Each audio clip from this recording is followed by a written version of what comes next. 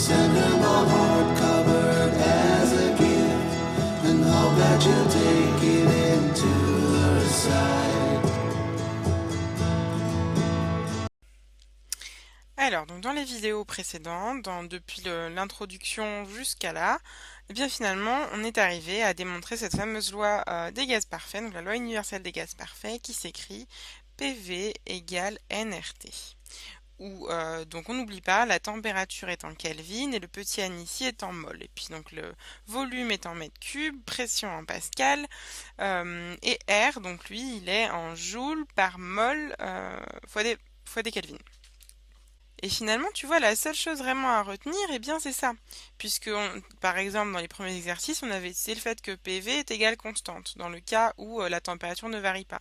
Mais dans le cas, enfin, cette égalité, elle est déjà comprise dans notre loi universelle des gaz parfaits.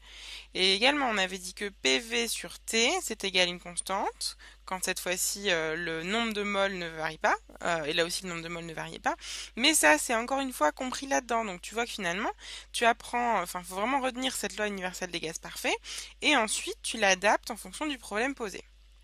Alors, en l'occurrence là on va faire un petit problème, alors on va essayer de le faire, on va inventer un petit peu des nombres, donc par exemple on suppose qu'on a un volume d'un mètre cube,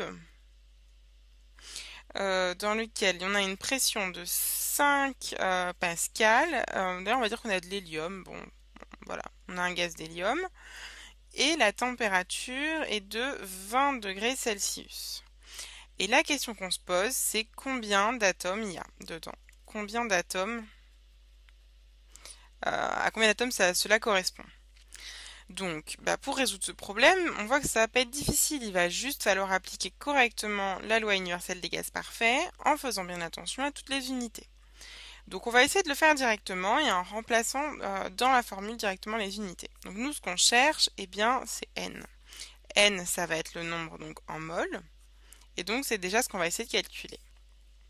Donc, on va l'écrire dans l'autre sens, ça va être plus facile. Tu vois, nRT est égal à PV. Et donc finalement, bien N, c'est égal à PV sur RT. Donc, voilà pour ce qui est de littéral, tu vois, c'était vraiment pas difficile du tout. Donc, et bien maintenant, il nous reste qu'à faire l'application. Donc, N est égal, et là on fait attention. Donc la pression, on a dit qu'elle était en pascal, donc c'est directement 5. Le volume en mètres cubes, donc c'est directement 1. R, alors oui, R, on n'en a pas rappelé sa valeur, mais on s'en souvient, donc si j'écris là, donc R, c'est la constante universelle des gaz parfaits, et elle vaut 8,31 joules sur des moles Kelvin. Donc, dans notre cas, c'est juste 8,31. Et là, attention, on met tout ça en Kelvin, donc 20 degrés, c'est 20 plus 273 degrés Kelvin. Enfin, de 20 plus 273, c'est la température en degrés Kelvin. Donc on continue, ça nous donne que n est égal à 5, donc le fois 1, je peux l'enlever, divisé par 8,31 fois, donc ça me fait 293. Donc là, je peux prendre ma calculatrice. La voilà, donc oui, on va se mettre là. Donc ça nous fait 5 divisé par 8,31 multiplié par 293. Hop, donc ça me fait 0,002. Donc c'est égal à 0,002 et tout ça, donc c'est en mol. Mais sauf que moi, je t'ai demandé combien d'atomes, je t'ai pas demandé combien d'atomes en mol, donc il faudrait se rendre compte, si tu veux, de combien ça représente en nombre d'atomes. Et donc pour ça, il faut juste faire la conversion. Alors ça me fait penser que dans la dernière vidéo, je crois pas que je t'ai introduit le nombre d'Avogadro.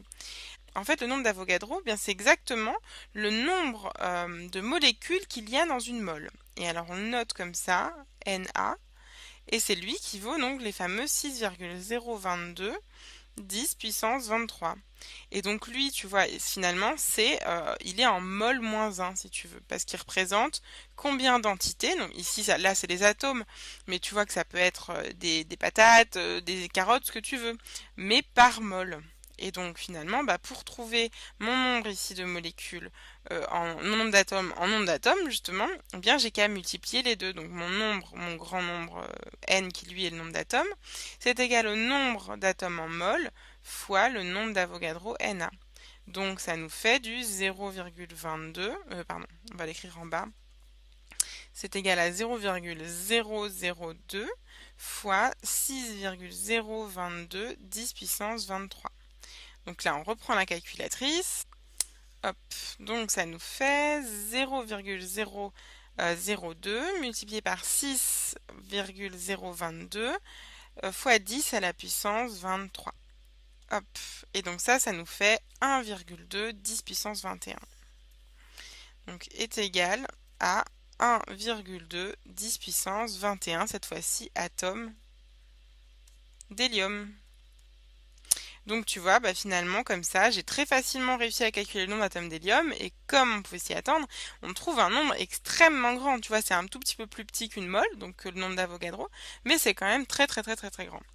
Donc voilà, donc on a réussi, tu vois, en utilisant la loi des gaz parfaits, à résoudre ce petit problème. Et les seules difficultés, c'est finalement les conversions. Tu vois, là c'est la conversion de Celsius en Kelvin.